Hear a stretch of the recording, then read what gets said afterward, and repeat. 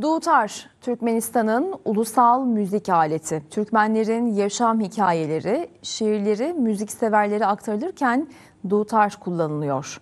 Geleneksel Türkmen çalgısı 3 yıl önce UNESCO listesine de girdi. Gövdesi dut, sapı erik ağacından yapılıyor. Özlem, sevinç, hasret gibi duygular onunla notalara dökülüyor. Türkmenistan'ın geleneksel çalgısı dutar. Dutar yapma geleneği ve dutar çalma sanatı 2021'de UNESCO insanlığın somut olmayan kültürel miras listesine eklendi. Dutar dinleyenler atalarla... Dutar müzik aleti ecdadımızdan bize miras kalmış iki telli çalgı aletidir. Yapılışı Türkmenlere özgü bir sanattır.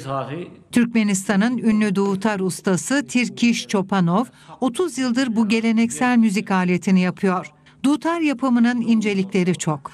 Dutarı çalacak ozanın fiziksel özellikleri dahi dikkate alınıyor. Örneğin zayıf ve parmağı küçük olanlar için dutarın gövdesi de küçük ve dar yapılıyor.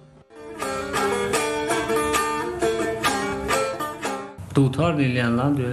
Dutarı çalarak çıkan sese göre sazı üretip ses almayı başarmak lazım. Perdelerden çıkan seslerde gıcırtı olmamasına ve tellerin birbirine değmemesine de dikkat ederiz.